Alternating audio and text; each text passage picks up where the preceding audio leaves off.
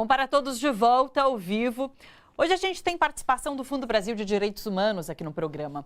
E a nossa conversa é justamente sobre direitos humanos e comunicação. Quais são as melhores estratégias para abrir diálogo com a sociedade? Como explicar que direitos humanos são direitos de todos? A gente está com Jefferson Delgado, que é fotógrafo, formado em jornalismo pela Escola de Jornalismo Enóis, que é um projeto, inclusive, apoiado pelo Fundo Brasil de Direitos Humanos. Jefferson atualmente está acompanhando o Grupo Racionais MCs na turnê de 30 anos pelo Brasil. Estamos também com Pedro Ekman, que volta aqui ao nosso estúdio. Ele é coordenador executivo do coletivo Intervozes, de ativistas do direito à comunicação. Estamos também com Débora Borges, do Fundo Brasil de Direitos Humanos. Sejam muito bem-vindos, pessoal. Muito obrigada pela presença. Vou começar com o Jefferson. Jefferson, você já escreveu para o UOL, The Guardian, Condizila.com, e daí você sempre tenta abordar aspectos positivos das periferias. Sim. Então, falando sobre o que tem de cultura, o que tem de efervescência cultural nesses territórios. Total. Por que você chegou a essa conclusão que é importante dar esse outro olhar para as periferias? Se a gente pega a mídia de forma geral, ela sempre costuma levantar os aspectos negativos de todas as periferias, sim, de todo do Brasil. Então a ideia é você vir contra essa narrativa e com o olhar de dentro para fora mostrar que tem muita coisa acontecendo na periferia e não só violência, crime, drogas. Então, tipo, a ideia como um jornalista dessa nova camada que chega da comunicação, eu queria fortalecer tudo que já estava acontecendo e mostrar que não é só o lado negativo na periferia. Isso é pouco feito no Brasil hoje? Em São Paulo, principalmente, né? Total. Acho que tem muitos programas até na mídia tradicional que se dedica 100% em apresentar tudo que está acontecendo de forma negativa nas periferias. Então, quando você vem contra a maré nisso, acho que a ideia é sustentar e botar mais fé, botar mais lenha na fogueira que está acontecendo coisas positivas na periferia também. Sim. Pedro, os direitos humanos estão muito apartados do que é feito no jornalismo hoje em dia? Eu acho que assim, direitos humanos e comunicação, eles estão muito misturados, né? Porque a comunicação, ela na verdade é o trabalho e a tratativa de diversas pautas, né? Então, quando você direito à infância, direito à liberdade, enfim, há uma série de direitos humanos, todos eles são tratados pelas mídias, seja elas eletrônicas, a internet, seja a televisão, o rádio, a forma como você discute determinadas coisas e a forma como você também tira alguns assuntos da discussão, não fala sobre ele, não mostra ou não permite a sua circulação, não joga luz sobre algumas questões, vai moldando a forma como a sociedade se relaciona com determinados assuntos. Sim. Então, a comunicação, não só o jornalismo, mas toda a produção de conteúdos na televisão, no rádio, mesmo na internet, ele vai levando o debate nacional a respeito de alguns direitos e a forma como a sociedade se comporta em relação a algumas questões, para um lado ou para o outro, né? E isso é decisivo na defesa dos direitos ou até mesmo em grandes movimentações de opressão que são organizadas contra alguns direitos a partir de como programas jornalísticos, novelas, enfim, programas de auditório vão dando a sua versão da história em relação a algumas questões, né? Acho que um bom exemplo disso tudo é quando se debate segurança pública, como a imprensa, na verdade, bota a discussão sobre segurança pública, que é essa questão dos programas policialescos. Então, quando vai mostrar de alguma forma a periferia, é sempre quando acontece algo de ruim lá, é quando acontece o assassinato, quando acontece um crime, e nunca de uma perspectiva de, sei lá, ou positiva ou de debate do que está acontecendo lá. É um exemplo? Não, total. E principalmente, por exemplo, o baile funk hoje, ele é visto como a festa que gera grana pro tráfico. Sim. Eu lembro que a minha primeira matéria que eu fiz foi pro Altab, se chamava Fluxo do Fluxo. Era o quanto o baile funk gerava grana para a comunidade de Paraisópolis, como principal baile funk de São Paulo, que é o baile da 17. E eu achei personagens que conseguem sustentar a sua família vendendo lanche, vendendo bebida, que é legalizada. fazer isso, então então a gente consegue personagens fortes para preencher essa ideia de que o baile funk é só droga, só tráfico. Não, tem gente que consegue sustentar a família inteira. A Iris, que é uma personagem que eu entrevistei, ela conseguiu sair da depressão estando naquele ambiente. Então acho que a gente quebra esse paradigma, esse estereótipo de que na periferia é só coisas negativas, sabe? Sim. Tem o conteúdo e tem também a forma como se trata determinadas coisas. Então, por exemplo, ontem a gente viu o jornalista Glenn ser entrevistado no Roda Viva. O conteúdo é a debate sobre a Vaza Jato, etc. Mas se você reparasse, não havia um entrevistador negro na estrutura do programa. Sim. Então, a forma como você faz os debates, não só o assunto que você coloca para debater, mas a forma também vai naturalizando violências que acabam moldando a forma como o debate nacional é feito acerca de algumas coisas. Isso é pouco pensado na comunicação hoje, né? Essa questão da representatividade, por exemplo. Sim, a gente discute no Intervozes que assim, a gente passou muito tempo discutindo a democratização da mídia, a forma como as concentrações tinham que ser desfeitas para ser mais democrática, para ter mais vozes, mais pluralidade e mais diversidade.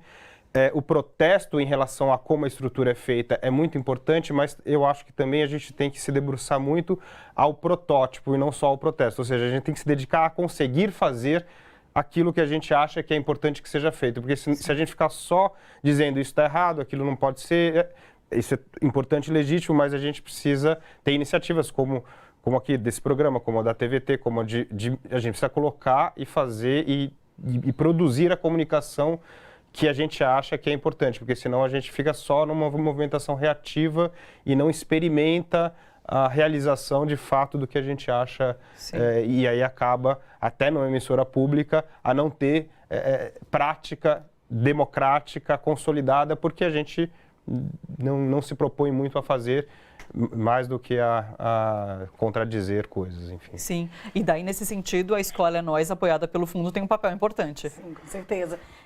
A Escola é Nós e os projetos apoiados, especialmente nesse último edital, eles quase que concretizam um debate que já vem acontecendo no fundo há muito tempo, que é o debate do como que a comunicação é estratégica para as lutas de direitos humanos. Sim. Então, assim, o trabalho comunicação tem um potencial transformador, um potencial de litigância que é muito grande. E eu acho que são exemplos que a gente traz que contribuem com essa luta. Sim. Agora, especificamente com a Débora, você faz parte desse coletivo que chama Rede Narrativas, que reúne comunicadoras e comunicadores de organizações da sociedade civil. E vocês lançaram recentemente a tradução do livro Comunicação no Contexto Atual, Guia para Comunicadores Progressistas. E daí que é um livro que foi lançado após a eleição de Donald Trump, né? Sim. E aqui no Brasil também tem uma aplicação bastante... Na Rede Narrativas, é uma rede formada por comunicadoras, na sua maioria, na verdade, e foi exatamente esse incômodo pós-eleição, os discursos contra direitos humanos muito forte, e uma das integrantes da rede falou, gente, a gente precisa fazer alguma coisa, e encontrou essa publicação, que é de uma organização que chamava Center for Community Change, e é um texto, na verdade, de uma linguista, não é um texto de uma comunicadora, que analisava como que os discursos de direitos humanos vinham sendo construídos e de que forma que a gente conseguia ultrapassar os já convertidos, vamos assim dizer, para chegar num público que, na verdade, nem sabe o que é direitos humanos e não é contra ou a favor a priori. Ele é contra o que é dito por aí, mas se a pessoa reconhece que é direito dela também, que é direito de todo mundo, não tem motivo, né, para ser contra. E um pouco essa publicação, a gente se reuniu voluntariamente nessa rede para traduzir essa publicação. A linguista, que é a Nath Schenker-Osório, ela participou com a gente das discussões, porque tinha muitas questões específicas da política norte-americana que não cabia para os nossos exemplos, mas basicamente a publicação traz 8 princípios e entre eles, assim, eu não vou falar todos, mas entre eles começar com um ideal em comum. Vou dar um exemplo muito clássico da questão LGBT. Todo mundo é a favor da família, certo? E o discurso da família é muito apropriado por uma parcela mais conservadora. Sim. Mas nós também somos a favor da família, inclusive da família LGBT. Então, assim, vamos tentar começar nosso discurso criando link com as pessoas e não dizendo, olha que horror o que está acontecendo, isso vai vir. Entre os princípios está, inclusive, deixar bem claro os vilões e os heróis. Por exemplo, você não diz os povos indígenas estão perdendo seus direitos. Tem alguém tirando. Você perde a carteira, você perde uma bolsa, você não perde direito assim do nada. Então tem que dizer, quem está tirando esse direito dos povos indígenas? É o Estado que não está garantindo ou são grandes empresas que estão destruindo as terras deles? O que tem que ser mais objetivo nessa colocação do problema, para você criar um entendimento das pessoas do que de fato está acontecendo. Isso que você disse, esse exemplo de manchete, é o que a mídia corporativa faz de melhor. Exatamente. Inclusive. Não, exatamente. E aí tem, assim, várias coisas que coloca... Além de trazer as pessoas às cenas, né? Eu acho que, assim, trazer o que a gente quer de bom e não, especialmente no começo do discurso, e não o que tem de ruim. Então, assim, o que a gente quer? A gente quer que todas as mulheres negras, tanto quanto as brancas, sejam bem atendidas no hospital público na hora que elas forem ter seus filhos. Que essas mães sejam bem atendidas. Sim. E, em vez de dizer, por exemplo, precisamos acabar com a violência obstétrica, quem vai entender o que é isso, entende? Sim. Então, assim, é um pouco nessa linha. É lógico que não se aplica a todos os casos, não se pretende ser um guia definitivo de como falar de direitos humanos, ninguém quer isso, mas é uma tentativa de aumentar o diálogo com uma sociedade que agora está enxergando que parece que os nossos problemas estão cada vez maiores e que a gente tem que encontrar alguns caminhos em comum, porque o buraco está cada vez mais embaixo. Porque, inclusive, essa linguista, ela fala o seguinte, que essa história que está aparentemente em crise, que é a defesa dos direitos humanos, né? E é isso, a gente, inclusive, uma parcela da sociedade continua acreditando que direitos humanos são direitos de bandidos, enfim. Então, a gente vive esse momento e a comunicação é justamente para tentar fazer esse contraponto. Mas isso tem acontecido? Então, a gente está começando agora a ampliar esse debate. Acho que não, acho que a comunicação é um desafio para os movimentos sociais, um desafio para as organizações.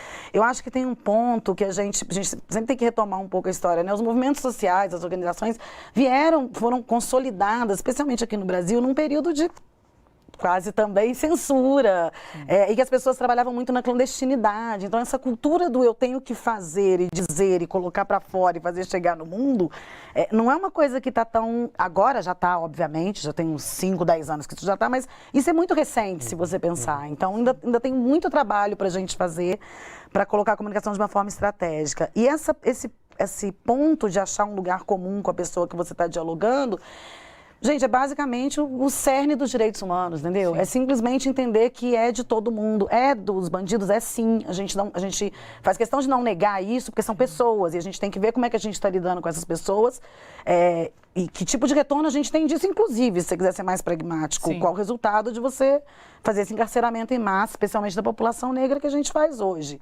Mas, para além disso, é o meu direito, o seu direito, enfim, está todo mundo afetado, né? Sim.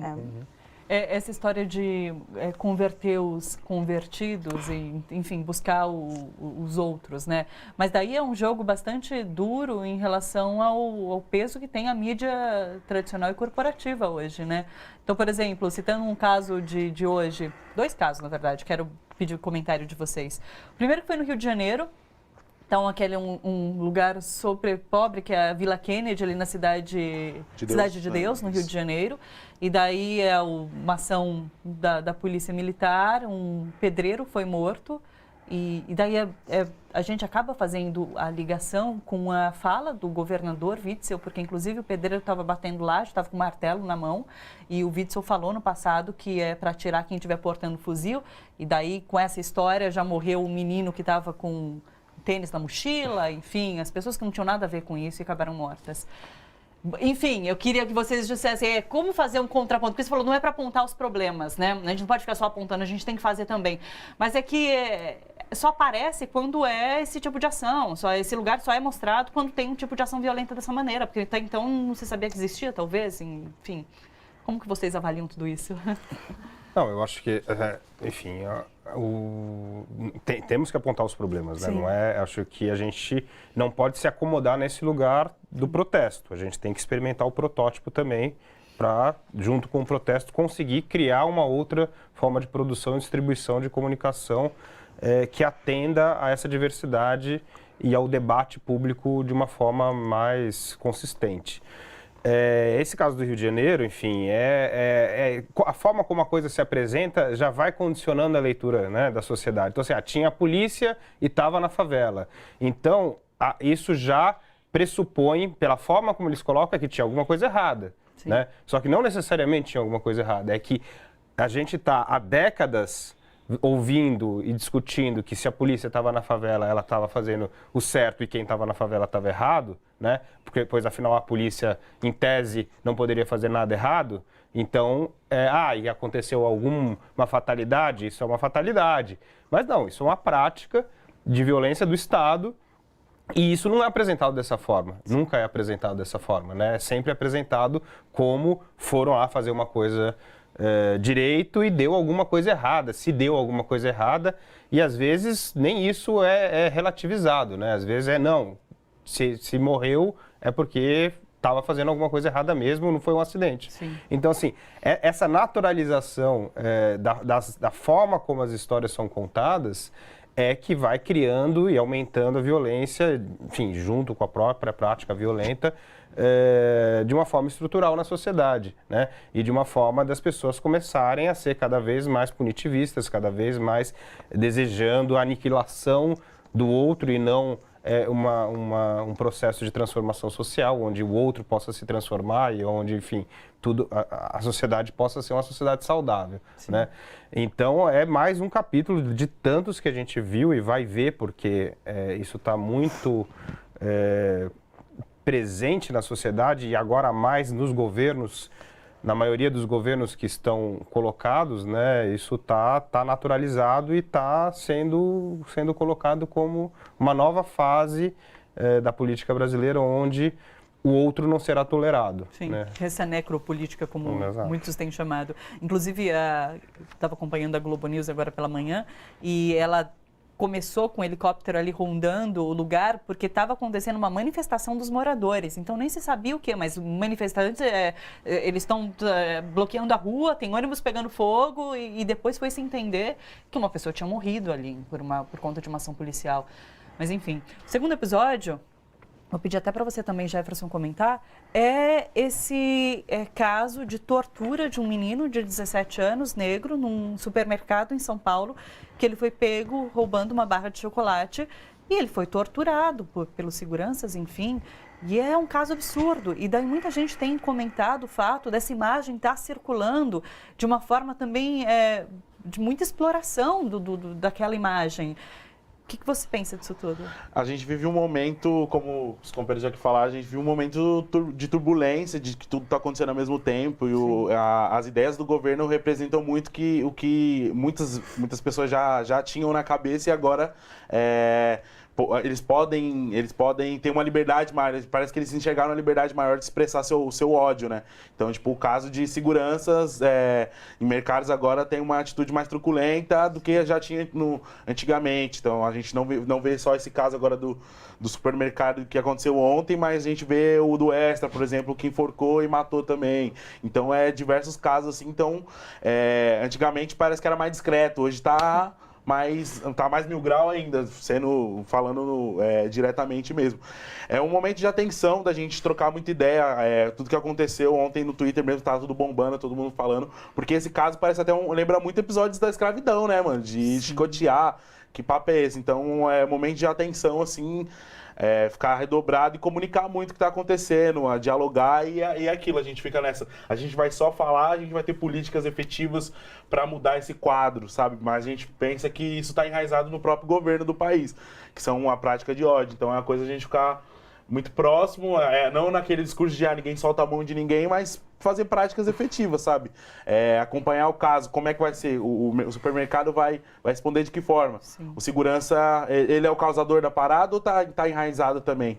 sabe? Então é uma coisa de muito ficar atento também, a gente não consegue nem ter uma resposta na prática de o que vai acontecer, mas ficar atento, sabe? Dialogar, trocar ideia, eu acho que essa é a ideia da parada. Sim, e falando aí em ação, em atitude e de buscar a solução, a gente vai agora para o Rio de Janeiro para conversar com o Adriano de Araújo, ele é do Fórum Grita Baixada. O Fórum tem atuação na Baixada Fluminense, foi criado a partir da preocupação com o aumento dos índices de violência na região e tem usado documentários para discutir violência de Estado. Oi, Adriano, tudo bom? Seja bem-vindo aqui no Bom para Todos. Olá, muito boa tarde para todos, para todas. É um prazer poder contar aqui, poder participar do programa Bom para Todos. Prazer é nosso, Adriano. Adriano, vocês têm usado um documentário que chama Nossos Mortos Têm Voz. Vocês fizeram, na verdade, esse documentário e passaram a exibir para populações, escolas, enfim, para provocar discussão sobre violência de Estado.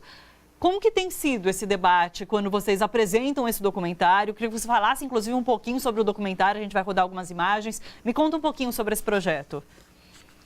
Então, o filme Nossos Mortos Têm Voz é uma produção audiovisual da Quiprocó Filmes, né, realizado e produzido pela Quiprocó Filmes, apresentado pelo Fórum Grita Baixada e pelo Centro de Direitos Humanos da Diocese de Nova Iguaçu, e contou com o apoio do Fundo Brasil Direitos Humanos e da Fundação Heinrich Böll.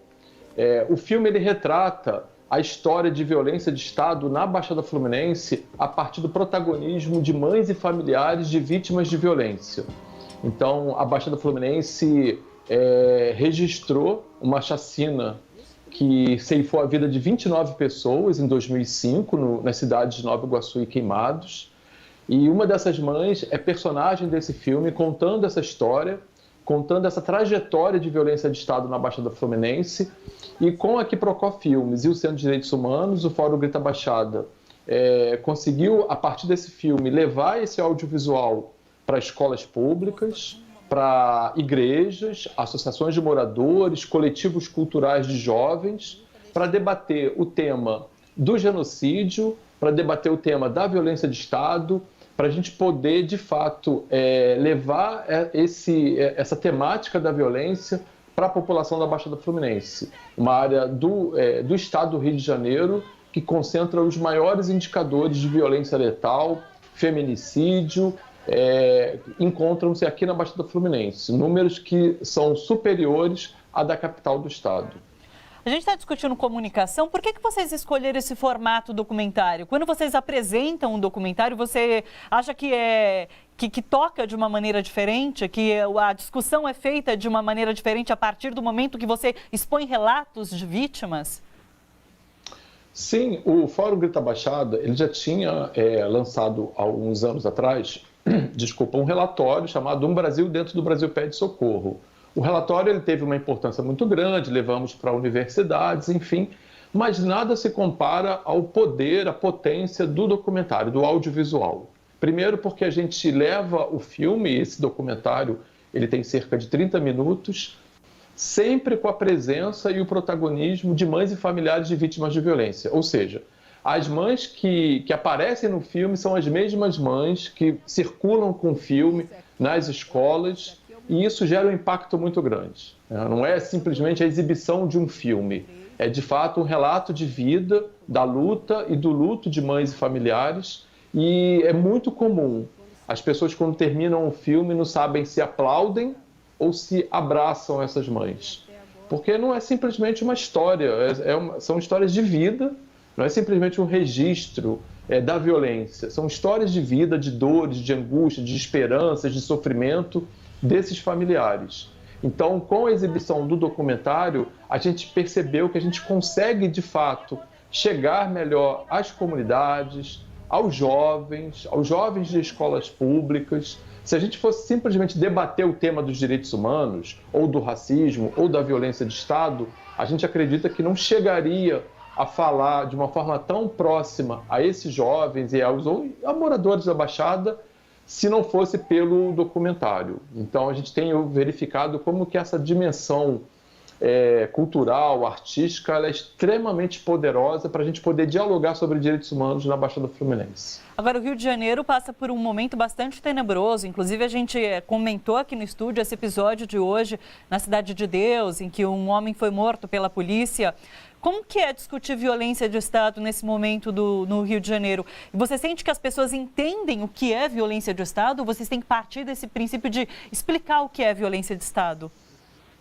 As pessoas, elas podem talvez não, algumas pessoas podem talvez não entender o conceito de violência de Estado e sequer usar essa expressão, mas elas sabem muito bem o significado disso em suas próprias vidas. Quando a saúde pública não está funcionando, isso é violência de Estado. Quando a escola pública deixa de ter aula porque está acontecendo um tiroteio, os professores não conseguem chegar até a escola, os alunos também não conseguem ter aulas, isso também demonstra a violência de Estado. E a forma mais brutal de todas e mais direta, que é de fato a violência policial, a violência dos agentes de segurança sobre essas comunidades periféricas, né? Comunidades onde vivem os mais pobres, os negros, toda uma população totalmente que fica à margem de políticas públicas que poderiam trazer maior dignidade para essas pessoas.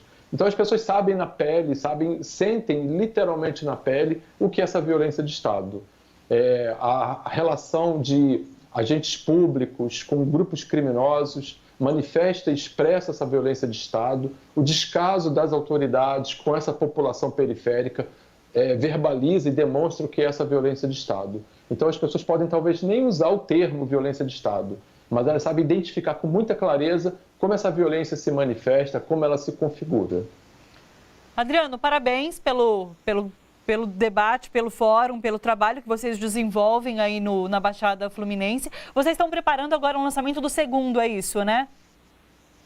A gente produziu um mini documentário sobre os impactos que o filme Nossos Mortos Têm Voz gerou. Então, nós entrevistamos jovens, entrevistamos o próprio diretor do filme, o Fernando Souza, apoiadores também, o que significou a exibição, a circulação do filme Nossos Mortos Têm Voz. A gente considera que o filme ele foi extremamente potente, extremamente eficiente para promover essa discussão da violência de Estado, e a gente produziu um pequeno documentário contando como foi essa experiência da circulação do filme Nossos Mortos Têm Voz, não só na Baixada Fluminense, porque o filme circulou aqui na Baixada, mas também em boa parte do estado do Rio de Janeiro, em outros estados brasileiros e até no exterior. Então a gente conta um pouco como é que foi essa história, os objetivos pretendidos e como é que isso, de fato, o que isso de fato representou na vida e para as organizações e pessoas que exibiram o filme e que fizeram a circulação, as rodas de conversa a partir do filme Nossos Mortos Têm Voz. Que legal, que sirva de inspiração para outras pessoas. Muito obrigada pela sua participação, Adriano. Nós do Fórum Grita Baixada agradecemos muito. Um abraço, até mais. Tchau, tchau. Um abraço. Tchau, tchau. A gente vai fazer um rápido intervalo. Fica por aí, se você está assistindo pelo YouTube e Facebook, não esquece de curtir o nosso vídeo e a gente já volta. Até já já.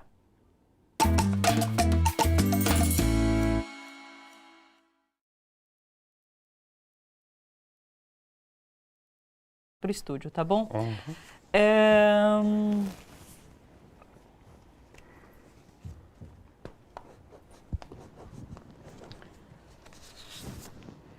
Débora, bom, em algum momento eu vou chamar o projeto, tá bom? Quando a gente terminar, eu chamo o projeto. Tudo bem. Mas acho que a gente pode voltar falando, inclusive, vou voltar... Oi, peraí.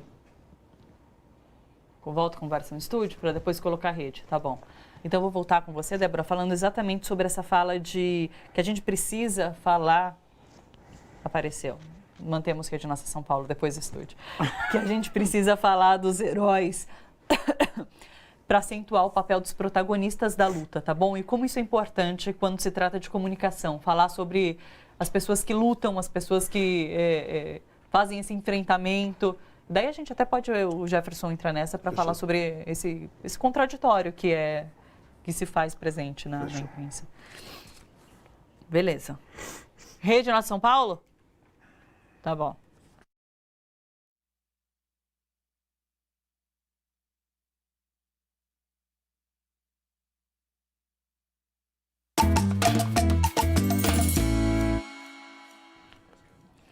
Estamos de volta ao vivo. Hoje é dia de participação da Rede Nossa São Paulo aqui no Bom para Todos e com informações sobre a ação da Prefeitura Municipal que tem apagado ciclovias e ciclofaixas. Nos últimos dias foram pelo menos 7 ciclovias apagadas. A Carolina Guimarães que está com a gente para dar atualizações. Oi, Carolina, tudo bom? Tudo bom?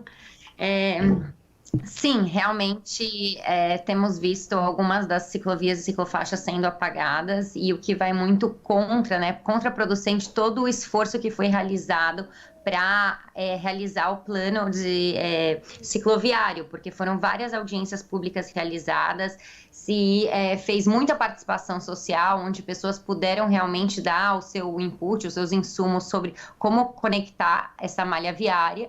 E o plano ainda não foi apresentado. Hoje eu até estive numa reunião com a Elizabeth França, que é a diretora de planejamento da CET, e ela falou que ainda estão fazendo os últimos ajustes, mas ao mesmo tempo, quando isso está acontecendo, algumas ciclovias e ciclofaixas acabam desaparecendo. E isso foi uma grande surpresa para muitos ciclistas e ativistas que de repente viram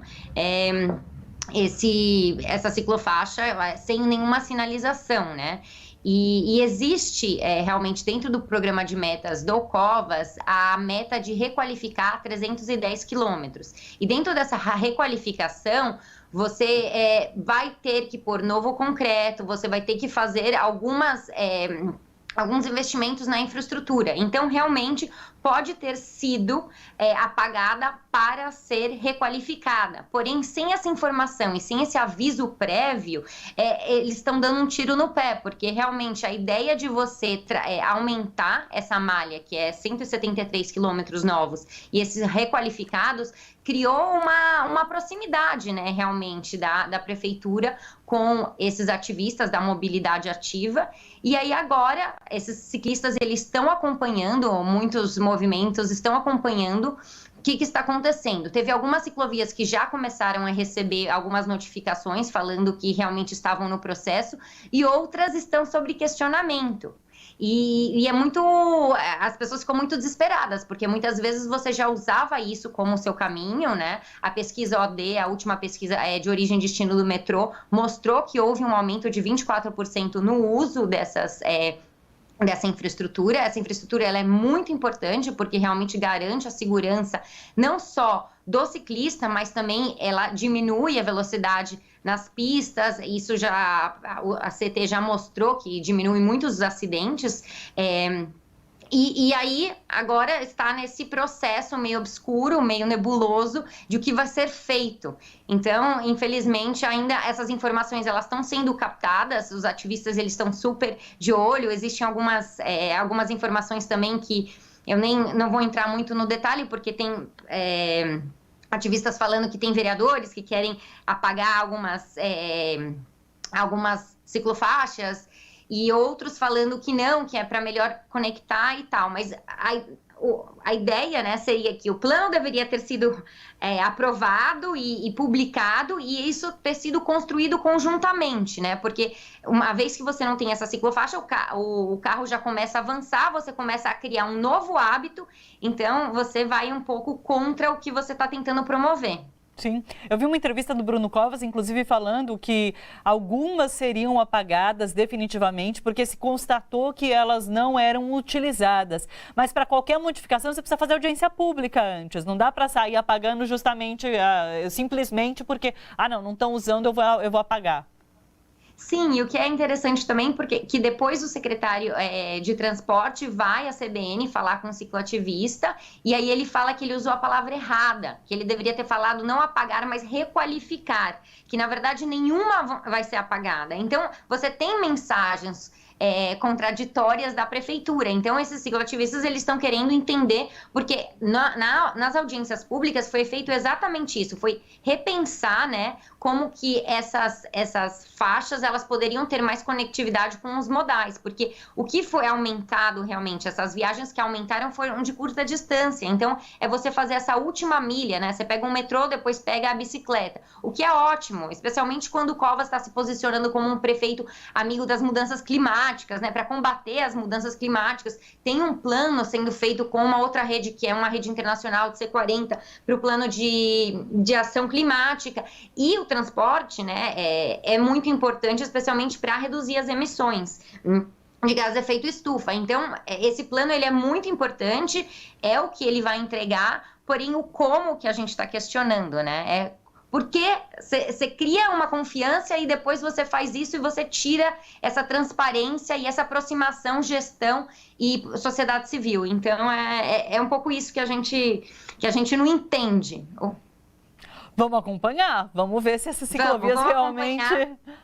Sim, e a gente está falando bastante da mobilidade urbana, mas acho que é bastante importante para garantir o direito de ir e vir das pessoas. E semana que vem a gente acho que vai estar falando também sobre a nossa pesquisa. Então, vamos continuar conectando todos esses modais. Maravilha. Obrigada, Carolina. Um beijo para você. Obrigada até mais. A vocês. Até, tchau, tchau. Bom, de volta ao nosso estúdio, a gente está hoje com o fotógrafo Jefferson Delgado, Pedro Ekman, coordenador executivo do coletivo Intervozes, e Débora Borges, que é do Fundo Brasil de Direitos Humanos. Vamos lá. A Débora falou no último bloco sobre essa questão de que é importante valorizar o trabalho de quem luta, faz essa luta pelos direitos humanos. E daí, voltando a essa questão de o que aparece na imprensa, a gente vê muito quando morre um ativista. Daí eles noticiam, mas o trabalho desse ativista, o trabalho que é desenvolvido, a luta que está por trás disso, não posso falar que nunca mas é pouco noticiada. Qual que é a importância de você trazer essas histórias, inclusive para inspiração, como a gente conversava com o Adriano agora há pouco? Então, a gente tem um grande desafio hoje que é essa. A gente tem que trazer as histórias, porque eu acho que no Brasil é muito pouco conhecido o trabalho dos movimentos sociais, das organizações sociais, dos ativistas. As pessoas têm a sensação de que direitos são dados, né? Direitos não são dados, direitos são conquistados. Tem muita gente lutando e as pessoas que estão lutando não são super-heróis, são pessoas que estão sofrendo as violações no dia a dia, são pessoas que sofrem as violações e têm que se organizar, são quase que forçadas a se mobilizar para fazer alguma coisa. Sim. E esse cotidiano da luta é muito pouco apresentado realmente. Agora a gente está num momento difícil porque ao mesmo tempo que você traz as histórias à tona, você coloca em evidência esses ativistas, que são pessoas que estão em risco, né? Sim. Em geral estão lutando contra grandes exploradores ou eventualmente estão sendo ameaçadas de morte. Então, assim, é um debate complexo. Assim, como é que você traz esse trabalho sem deixar as pessoas, de alguma forma, ainda mais vulneráveis pelo que elas estão fazendo. Eu acho que daqui a pouco você vai passar um vídeo da campanha, a gente tentou trazer isso, contando um pouco o que acontece na cidade, sem mostrar os indígenas que estão lá. Acho que tem alguns cuidados que quem faz a comunicação tem que ter também na hora de tratar dessa pauta. Porque, inclusive, essa é uma campanha que vocês estão fazendo, Fundo Brasil Direitos Humanos. A gente consegue passar esse vídeo agora? Espera um minutinho que a gente já vai passar, tá bom? E daí, aproveitando esse gancho, Jefferson, como de certa forma, fazer um contraponto na imprensa mesmo ao que está sendo colocado, a esse discurso da violência, esse discurso policialesco? Você, como já falei, contra o que está acontecendo ali, que é sempre pregado, e você ficar sempre atento, porque no final das contas você está fazendo algo que talvez seja um risco. Por exemplo, eu não faço muito pautas investigativas, mas muitos amigos fazem e sempre fica tensa a parada, porque e aí, você vai poder voltar por exemplo, se é um assunto investigativo de alguma comunidade, você vai poder voltar a entrar lá de novo naquela comunidade. Pautas sobre chacina, por exemplo, que eu já ajudei algumas apurações. Como é que vai ser? Você está batendo de frente, no final das contas, com o Estado, às vezes com a polícia militar, em alguns aspectos que todos sabem que tem falhas. Então é sempre ficar atento mesmo, mas é aquilo, você sempre fazer com um olho aberto mais do que o outro ali e tal, nunca dormir no ponto, porque no final das contas é ir contra a maré mesmo, né? E tem espaço para isso? Tem, na imprensa, eu digo mesmo. Porque você já escreveu para portais, escreveu para o UOL, para o Guardian, tem espaço nisso. Sim, por exemplo, a É Nós mesmo, ela consegue parcerias ali, seja com o Fundo Brasil ou em redações para colocar esse jornalista, que às vezes ele não fez 4 anos de uma graduação, mas ele tá preparado para o mercado, muitos já saem com a sua bagagemzinha ali, e eu mesmo, por exemplo, hoje tenho uma abertura grande no Altab, assim, de mandar minhas pautas, ter uma conexão direta. Se não fosse É Nós, se não fosse tudo que apoia aquele ambiente, como eu conseguiria chegar até o UOL? Assim, muitas pessoas falam, você não fez uma graduação e você já está no mercado, que loucura é essa? Tipo, e eu falo, mano, é nóis, assim, me deu uma abertura, me deu um espaço, e é muito disso, assim, teve uma pesquisa recentemente feita que comprova que as redações não são representativas, as redações. Diversidade, sério. Exato, você não se vê representado tanto nas pautas quanto no próprio ambiente de trabalho, assim, na recepção você é mal olhado,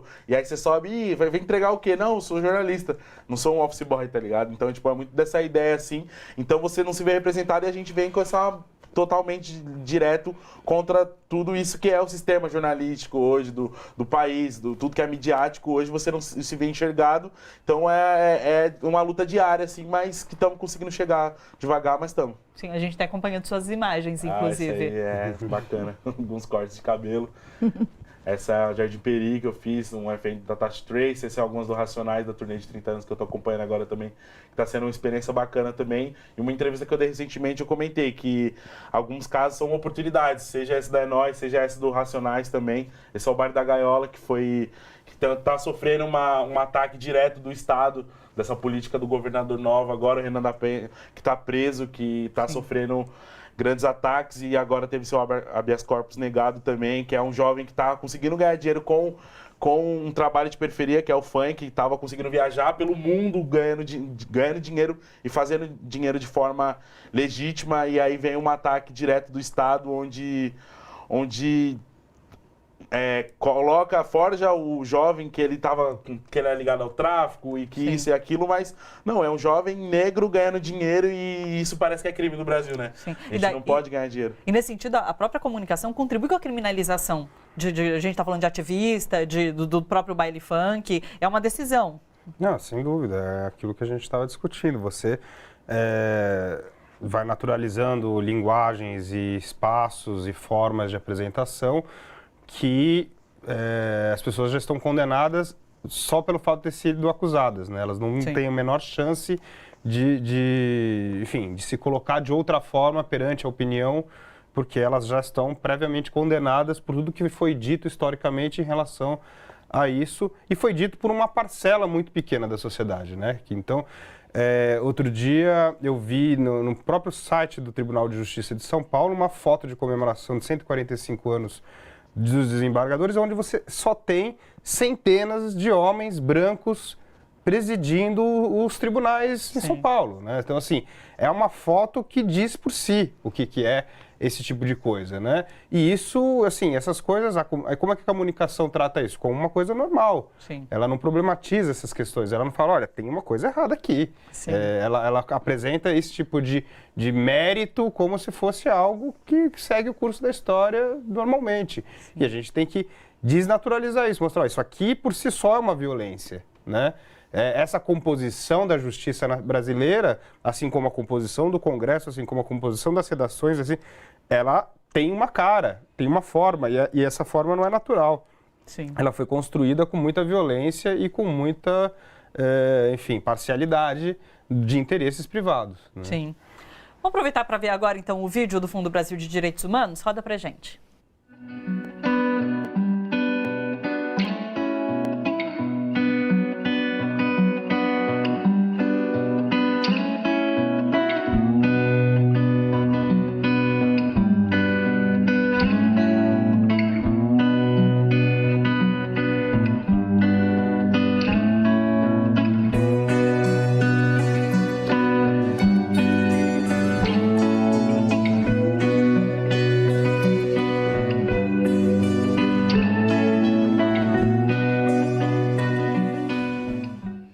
Explica pra gente, Débora. Traduz aí.